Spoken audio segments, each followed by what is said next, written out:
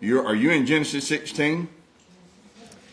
Genesis 16 tells the story of Abraham, Sarai, eventually Sarah, but Sarai at the time. Tells the story of Abraham, Sarai, and Hagar. Sarai approaches Abraham when he's 85, 86 years old. One of the two. We don't know exactly. All we know is that when Ishmael was born, he was 86. So at the time of the telling of the story in Genesis 16, he could have been 86 at the time of the story, or he could have been about to turn 86. Either way, he's 85 or 86. Sarah approached him and she said to him, Yahweh has restrained me from bearing children. Yahweh is holding me back. He's holding us back. Nothing good can ever follow that way of thinking. If you think Yahweh's holding you back, you're about to make a bad decision. Your decision-making process has become extremely flawed if you think Yahweh is somehow restraining you. You know, Adam's wife made the same mistake.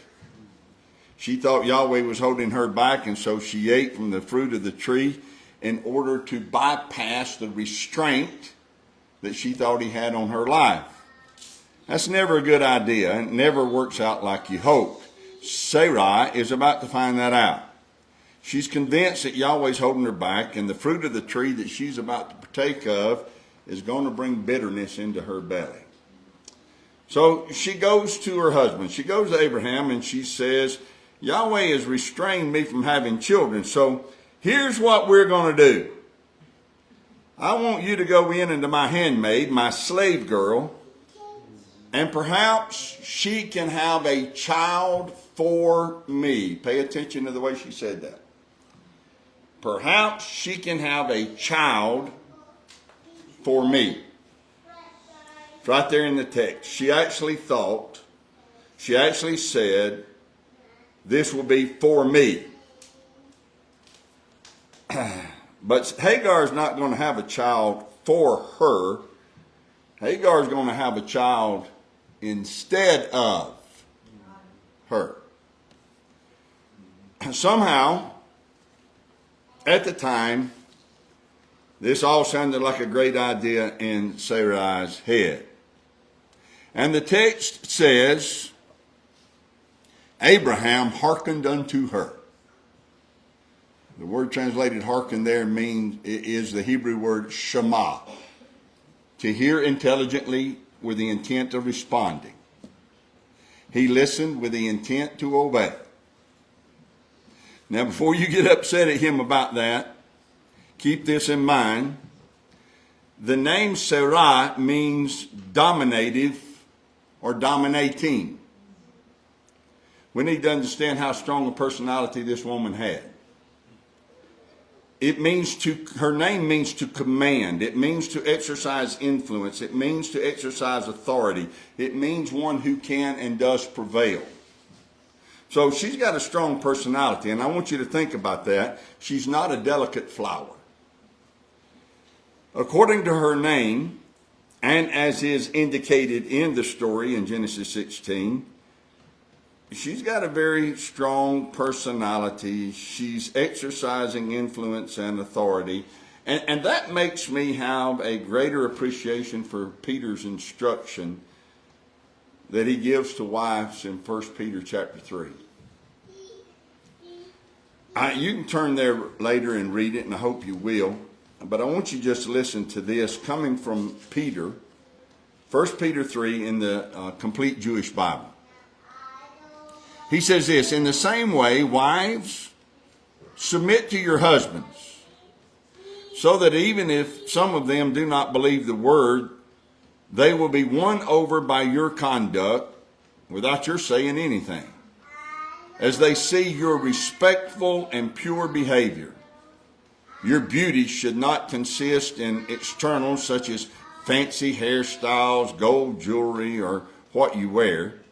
Rather, let it be the inner character of your heart with the imperishable quality of a gentle and a quiet spirit.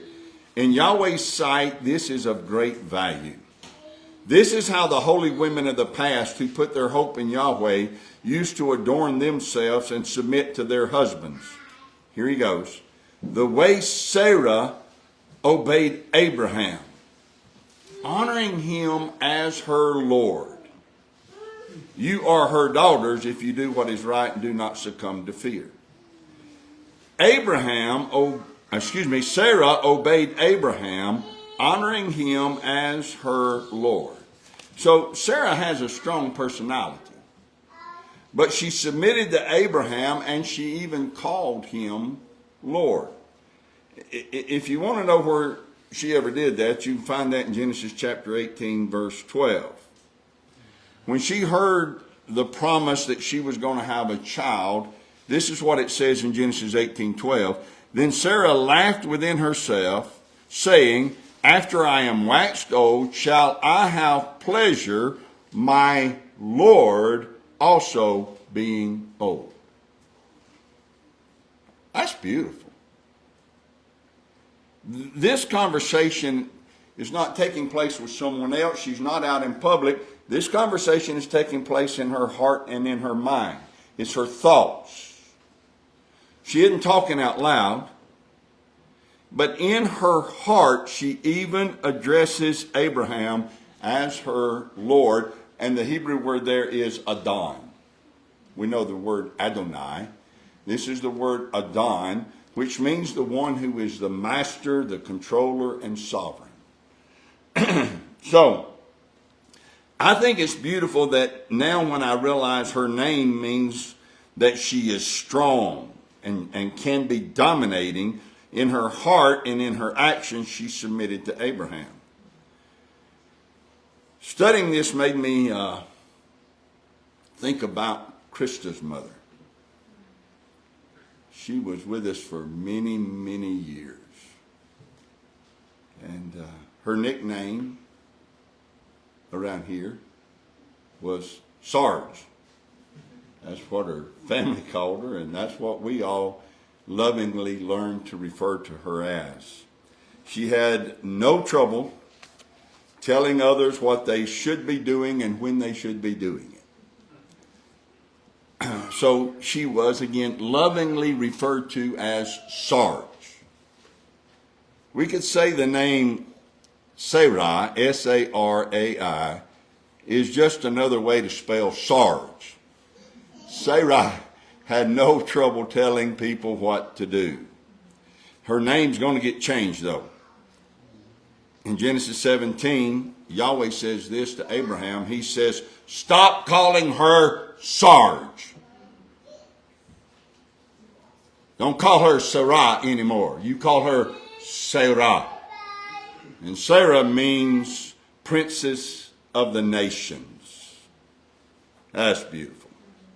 But it was Sarai, or Sarge, in Genesis 16.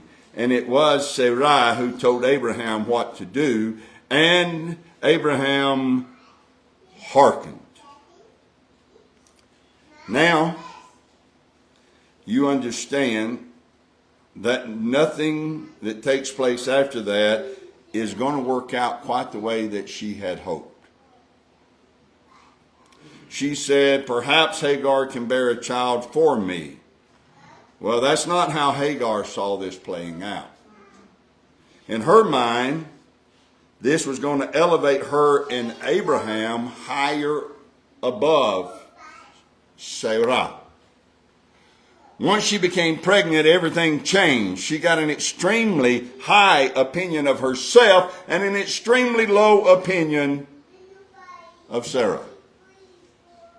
She says she began to despise her. Look there in Genesis 16, verse 4. And Abraham went in unto Hagar, and she conceived. And when she saw that she had conceived, her mistress was despised in her eyes. The minute she found out she was pregnant, she began to despise Sarai. She looked on her with contempt.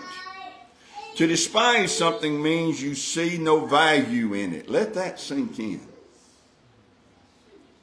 She saw Sarai as now having absolutely no value in that home. In her eyes, that woman is worthless. Well, she made no bones about it, and that caused some issues, as you can imagine, in the household. It prompted another family meeting.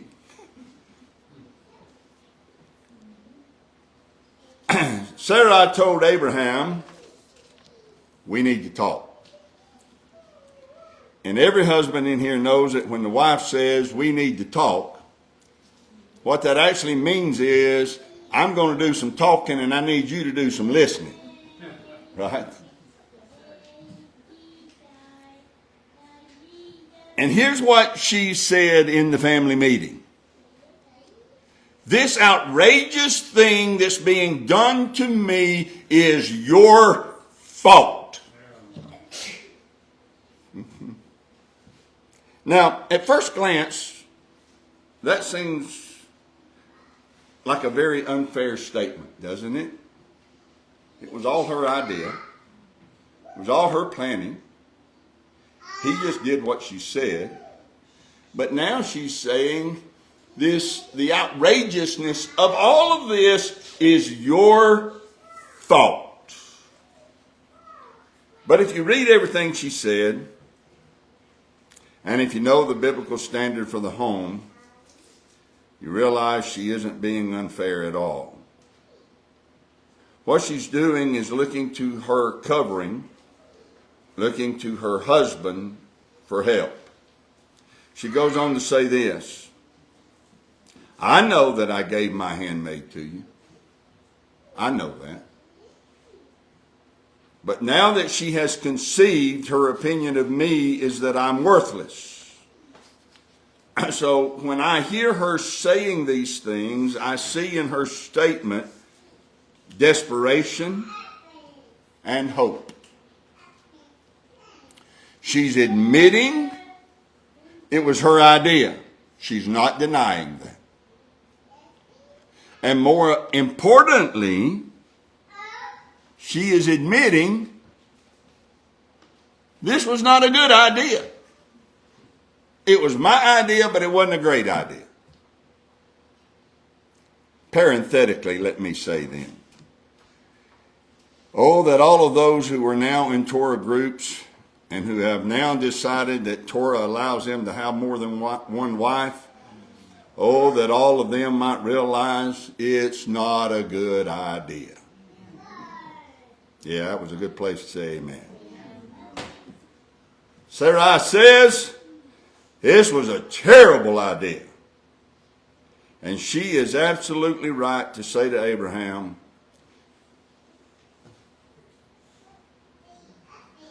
this is your fault. And this is what makes it his fault. Number one, Yahweh had promised Abraham that he would be the father of many nations. Yahweh made that promise to Abraham. Yahweh had not said one word to Abraham about him needing a second wife in order for Yahweh to pull that off. Yahweh made the promise knowing who he was married to. Come on. So when Sarah came to him with this horrible idea, Sarah should have comforted Sarai with the words of Yahweh. Come on. He should have encouraged her faith. He should have taken her by the hand and said, sweetheart, I don't know how this is going to work out, but Yahweh promised us, and it's going to come to pass. That's what he should have done. He should have stood firm on the promise Yahweh had given to him and immediately saw that Sarai needed to be comforted and reassured. That's not what he did. That makes it his fault. And the second reason it's his fault, the ultimate decision in this process was him. It was his. He was head of the household. If a decision was made and it had negative results, It does not matter that the decision originally was her idea. The responsibility for the decision taking place in that house falls on him. If you're going to be head of the house, then you're going to have to shoulder the responsibility that goes with that. If a decision goes wrong, it's not we messed up, it's I messed up. Now, to his credit, Abraham accepted the fault. He didn't accuse her. He didn't blame her. He didn't say to her, hey, listen, hold on just a minute, Sarge. You need to calm down a little bit. This was your idea. I just did what you told me to do, and now we're just going to have to live with it. That's not what he said at all. He accepted the blame, and as the head of the household, he honored her by giving her the proper remedy. Here's what he said to her. I know who you are. You know who you are. You need to make sure Hagar knows who you are and that she knows who she is. Here's what it says in the King James Version. Behold, that's what he said. Behold, she is your handmaid, and she is in your hand, which is a euphemism that means, woman, she is under your control. He's telling her, if that woman is out of control, then it falls back on you to put her under control. Are you following? He's telling her, as far as I'm concerned, she never stopped being your handmaid. In her mind, she stopped, but in my mind, she never stopped being your handmaid. Let that sink in. She never stopped being the handmaid.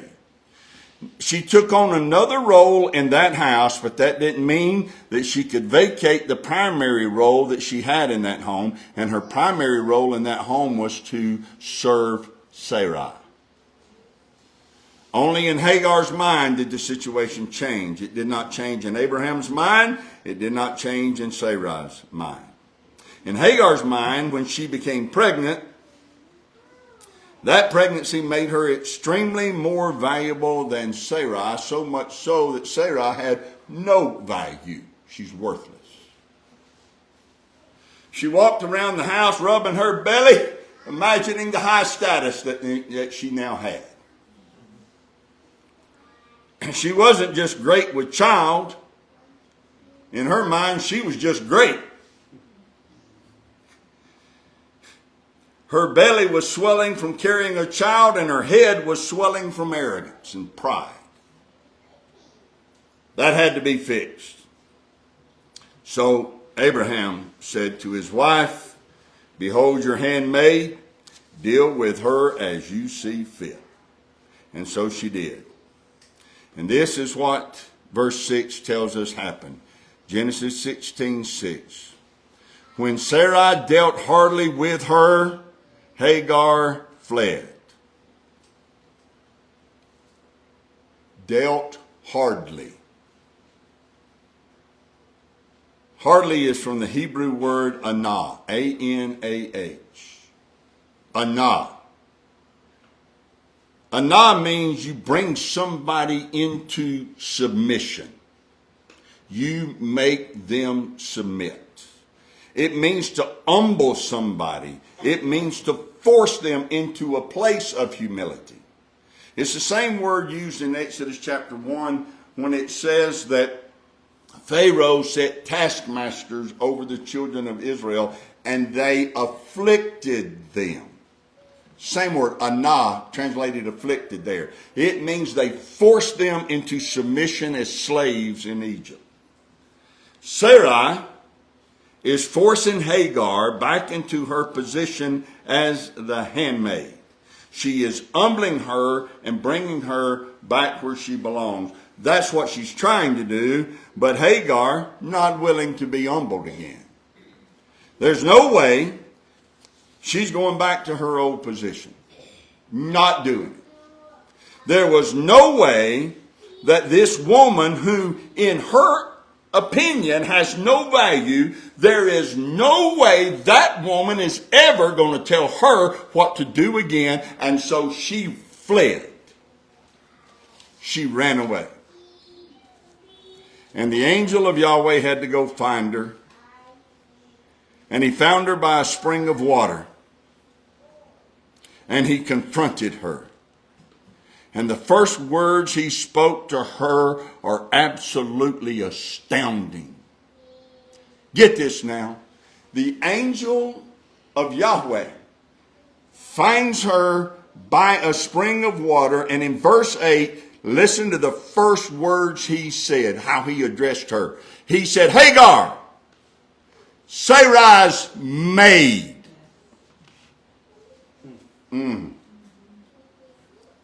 Where did you come from and where are you going? She said, I'm fleeing from the face of my mistress Sarai. His opening words are not what she wanted to hear. That's not how she saw herself any longer. She's carrying the seed of Abraham. She was certain that she deserved a more important title than servant girl to Sarai. But he called her Sarai's servant girl. Now, she explains to him that she had to flee Sarai, the implication being she was being mistreated. She had a right to flee. But read the next verse, Genesis 16:9. Listen. The angel of Yahweh said unto her, return to your mistress and submit yourself under her hands.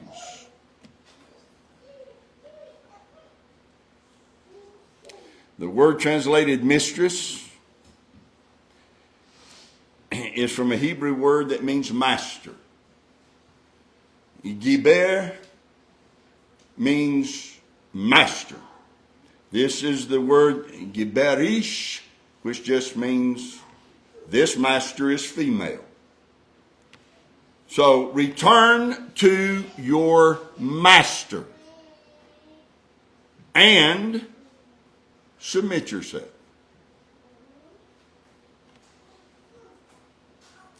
The word translated submit is the exact same word used up in verse 6 where it was translated as hardly. It's anah. Verse 6, Sarah dealt hardly with Hagar. Now the angel says to her, Hagar, you need to deal hard with yourself.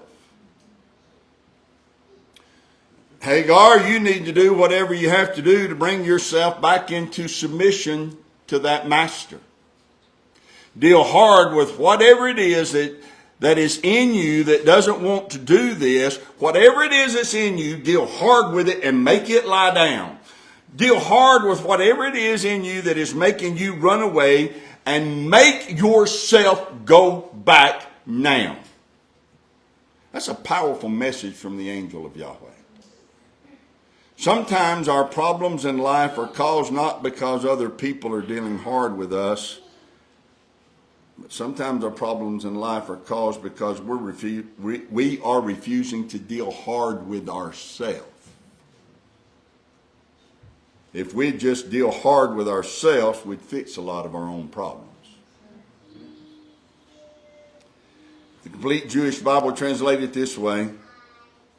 The angel of Yahweh said, go back and submit to her authority. Now he goes on to tell her, you're going to have a son. All she knew at the time was that she's going to have a child. But now she's being told it's a boy. It's a son. And the angel tells her, you're going to name him Ishmael. That name is a combination of two Hebrew words. El, we know that, means the mighty one. But the first part of that name is Shema. Shema'el. Ishmael. Shema means to hear intelligently. So, Yahweh, your mighty one, hears you. That's what you're going to call him. Yahweh, your mighty one, hears you. So, Yahweh knows about her misery. Yahweh knows what she's going through. But it's Yahweh who tells her, you go back and submit. You got to go back and afflict yourself. Anah yourself. That was the message from the angel of Yahweh to Hagar. Go back and anah yourself. In Leviticus 23, Yahweh, through his messenger Moses, gave us 4 things we have to do in order to observe Yom Kippur. We have to mark the date, which is the 10th day of the 7th month. We have to have a holy convocation, which we are going to do Tuesday at 6 o'clock here. We have to do no work from sundown Tuesday to sundown Wednesday. But the other instruction is found in Leviticus 23, verse 27. It says, you shall afflict your soul. There it is. You, if you're going to observe, if you're going to keep Yom Kippur, the Day of Atonement, you have to afflict yourself. You have to anah yourself. This is the exact same message that Yahweh gave to Hagar. He gave her that instruction, and he gives us the same instruction about his holy day of Kippur. It's traditional to fast on Yom Kippur.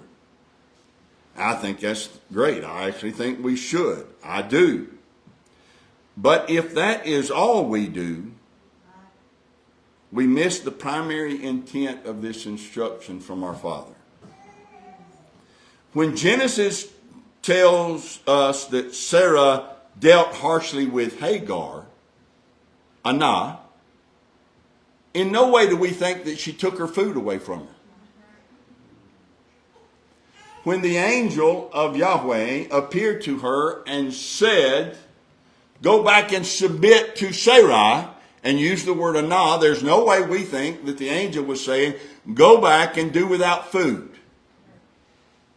Fast. No. So we can clearly see that we can on Yom Kippur do without food. We can fast. But if that is all we do, then we're being disobedient to the instruction that we're being given. The command is not for us to fast.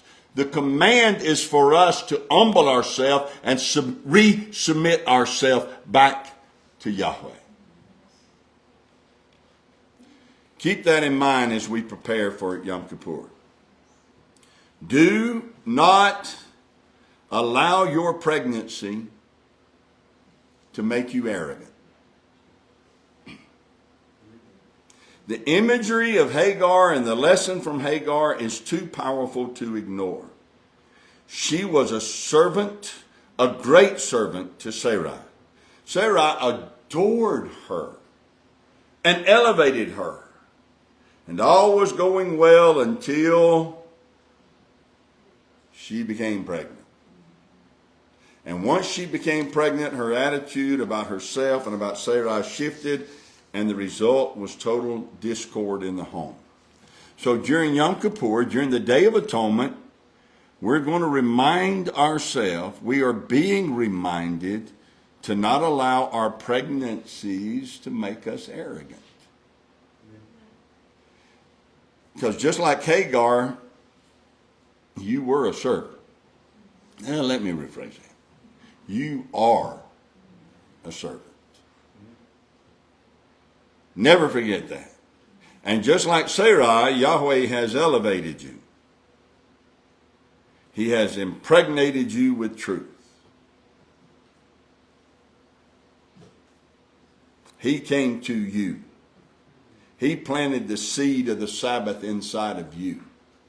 When those sitting around you may not have seen it, may not have known about it, may not have discovered it, he planted that seed in you. He planted the seed of the dietary laws inside of you, the holy days inside of you, that Torah is eternal inside of you. And just look at you now. Here you are on a mountain, down a very rough dirt road, assembling on the Sabbath in a double-wide manufactured home. It's clear you're pregnant. If you weren't pregnant, you wouldn't be here. You have truth growing on the inside of you. And I could say the same thing about those watching. There they are staring at their phones. Some of them by themselves. Some of them with other people. Watching on Facebook or watching on YouTube a service where an old country boy in Woodville, Alabama is teaching Torah observance. It's very clear they're pregnant. They have truth growing inside of them. And like all pregnant women, you have cravings. You crave to learn about the Moedim. You crave to learn about the dietary laws. You crave to learn about the paganism that you're supposed to avoid. You crave to learn about the calendar. You crave to shout on Yom Teruah. You crave to camp during Sukkot. You have cravings. Those cravings make it evident you're pregnant. But we have to always be aware that the message of Yom Kippur is, don't allow your pregnancy to make you arrogant. Don't be like Hagar. Don't make her mistakes. What mistakes did she make? First mistake she made was she despised Sarai. She saw her as having no value. That is the first alarming sign that you have a pregnancy problem. If you have negative feelings about anyone who is not pregnant with the same thing that you're pregnant with at the same time that you're pregnant with it, you not only have truth growing inside of you, you got pride growing inside of you. And allow me to make you aware that there are a lot of people out there who have a lot of negative feelings and hateful words that they direct at those who are not pregnant with the exact same thing that they're pregnant with at the exact same time they're pregnant with it. If you are a Torah teacher, you can't post anything on social media without getting some pregnant so-called Torah keeper attacking you.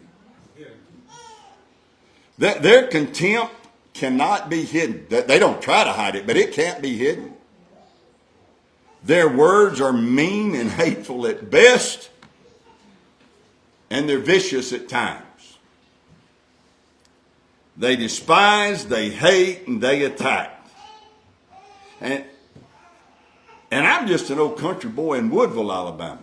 I can only imagine what Matthew has to deal with, what Sean has to deal with, what Josh has to deal with, what Steve has to deal with, and so many other more prominent Torah teachers. I can only imagine what they have to deal with.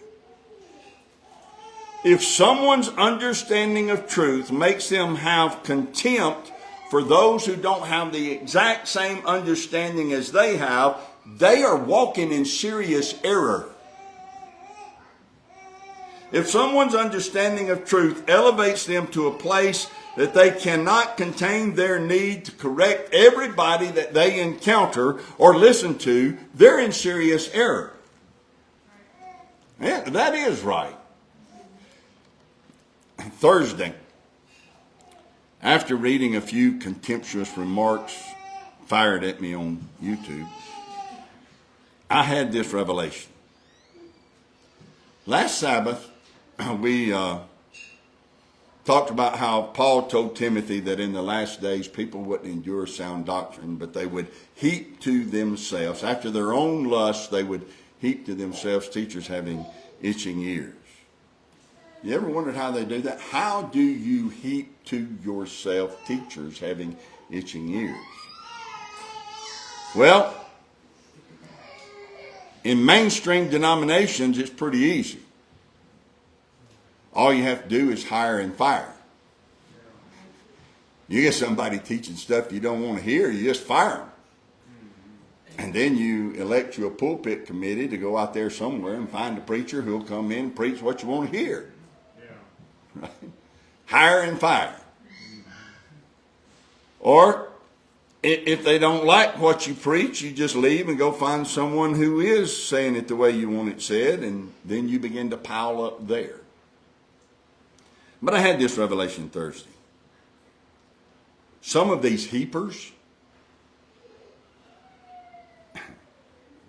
people who still feel like they ought to be able to dictate what gets preached to them according to their own lust, some of these heapers have left mainstream denominations and have come over into Torah. And they still have this inward desire to heap up teachers after their own lust. And so when you don't preach what they want to hear, the way they want to hear it, they don't have the ability to fire you, so they just fire at you. They attack you instead.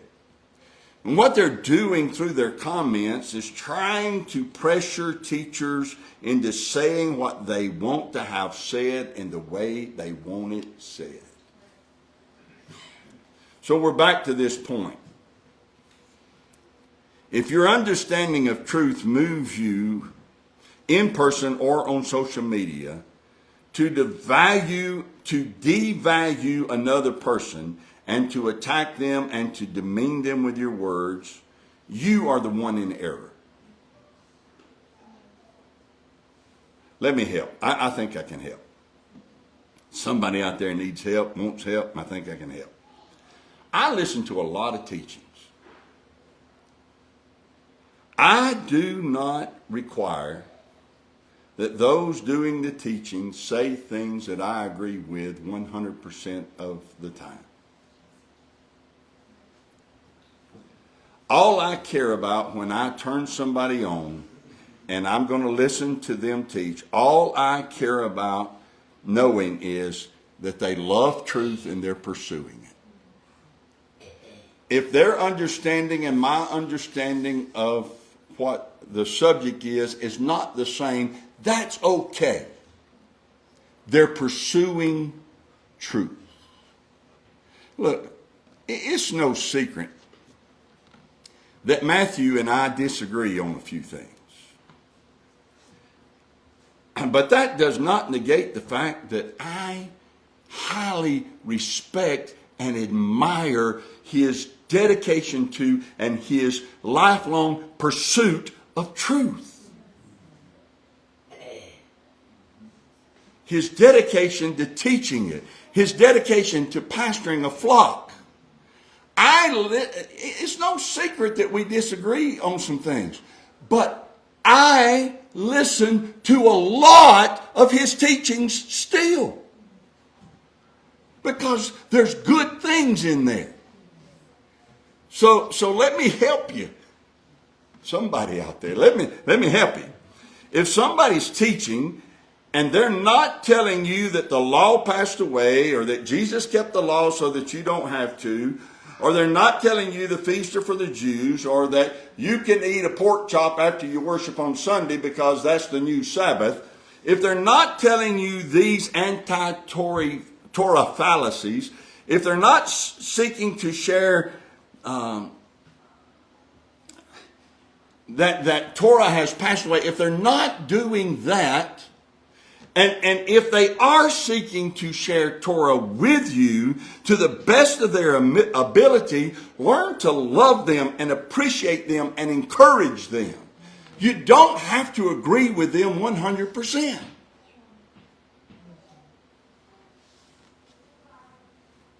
The message of Yom Kippur, and may all Torah observant groups learn this, the message of Yom Kippur is annul yourself.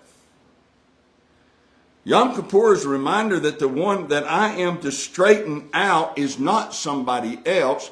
The one that I'm supposed to straighten out is me and my attitude and my thoughts. Humble yourself, submit yourself. Boy, that's a word that people absolutely resent. Submit yourself. But the message of Yom Kippur is submit. Children, obey your parents, for this is the first commandment with promise. Wives, submit to your husbands. Husbands, submit to Yeshua so that you can properly provide and protect. Submit. So the first mistake Hagar made was that she despised Sarai. When you begin to despise whom you're supposed to be serving in love, it's you that has the problem. The second mistake she made was she thought that what was growing inside of her was all about her and it was for her, but it actually wasn't about her. It was supposed to be about Abraham and extending his legacy and his lineage. If she was truly serving Sarai, she would have understood that. But she stopped serving Sarai and started serving herself. So let me suggest to you a parabolic understanding of this narrative. That's what I've been trying to do. A parabolic understanding of this narrative in Genesis 16. Abraham represents Yahweh. Sarai represents the Messiah. Hagar represents me and you. And the pregnancy represents truth. And the name of the truth growing inside of us is Ishmael. Shema-el. Hear Yahweh. So we must not allow ourselves to grow arrogant with the truth that's growing inside of us. The truth growing inside of us wants us to mature and bring forth a greater ability in us to be able to hear Yahweh intelligently. Hagar was and was to never stop being Sarai's servant. Sarai was the one who was with Abraham when the promise was made. So anything Sarah asked Hagar to do was done for the purpose of serving Abraham. Likewise, we are and must never stop being Yeshua's servant. He's the one connected to Yahweh. They are one. So anything our Messiah asks us to do is done that we might serve Yahweh. Turn to 1 Corinthians chapter 8, and I'm going to wrap this up.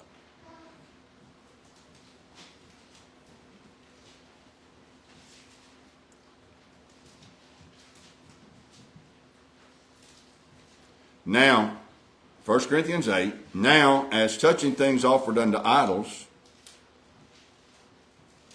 we know that we all have knowledge. Knowledge puffs up, but agape edifies. Now, in this particular instance, the issue being discussed is idols and things offered to idols. But the principle is the same. You could insert any subject matter you wanted to in verse 1. It doesn't have to be about idols. Put any subject matter you want to in verse 1 and learn the valuable lesson that now as touching things, whatever it is, we know, we all have knowledge. Here's the problem. Knowledge puffs up. If all you focus on is your knowledge, it's going to inflate you to a place of distortion. That's happened. People get all of this knowledge and it inflates them. But agape, true love of Yahweh and true love of others, creates an atmosphere in which we edify one another. We build one another up. Agape says, I'm not here to argue with you. I'm here to encourage you. I'm here to strengthen you. That's what agape says. Now may this next verse forever be embedded in our hearts. Verse 2. If any man think that he knows anything, he knows nothing yet as he ought to know. Come on. But if any man love Yahweh, the same is known of Yahweh. If any man thinks he knows anything, he knows nothing yet as he ought to know. So no matter how much knowledge you and I think that we have, whether it be on the Sabbath or Sukkot or Yom Kippur or Yom Teruah or the dietary laws, it doesn't matter what we think we know about Torah. Understand this. We've still got a lot to learn. None of us know anything as we ought to know. I love what Zachary Bauer said. The name of his channel was New to Torah. And he said, we are all new to Torah. Relatively speaking, we're all new to Torah. So let's get this in our head.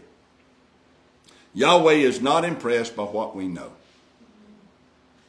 He is delighted as we move into truth, as any father is when their children learn new things. He's delighted, but he's not impressed by what we know.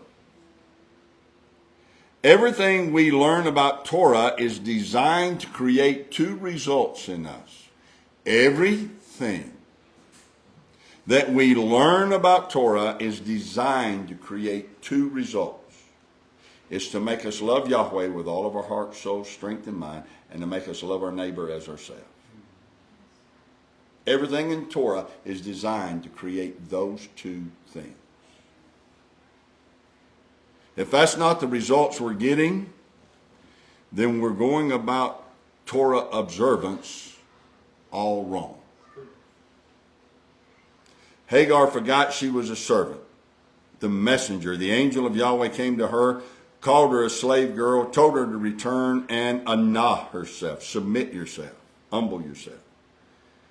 So let us not forget that we also are servants, and that during Yom Kippur, Yahweh's message to us says, anah yourself.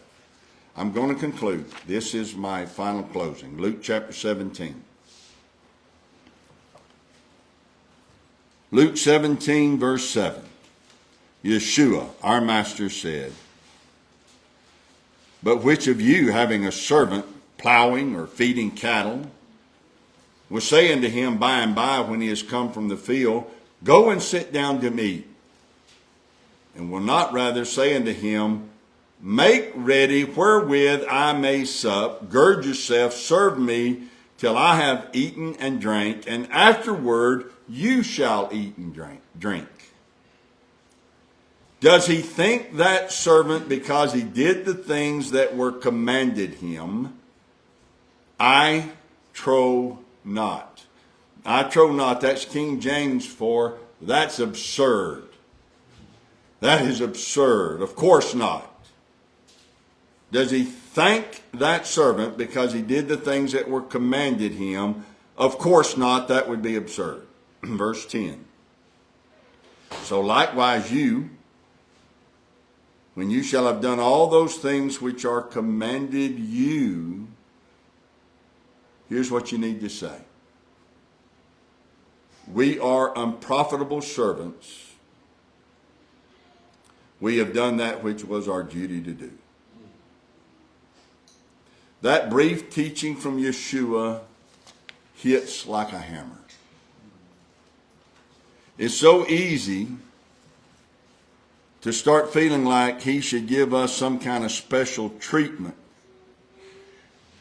just because we finally caught on and started doing what he told us to do. It's so easy to start feeling like that since we are now walking in Torah, He ought to be giving us gold stars and blue ribbons. Come on. Doesn't he know the sacrifices I'm making for him? But the fact is, Yeshua said it, we have done that which is our duty to do. So Yeshua is giving us some sound, wise instruction here. He says to us, you need to keep yourself in check. You need to humble yourself. You need to annoy yourself. You need to afflict yourself. We need to wake up every day with a servant's attitude. We need to wake up every day determined to love Yahweh and to love our neighbor. We need to wake up every day saying, here am I, send me. I'm here to serve you any way you desire, Father. Yeshua, how can I best represent you? Assign me something to do today, for I am your servant. Yom Kippur is a reminder that we're to humble ourselves. Resubmit ourselves to the Father.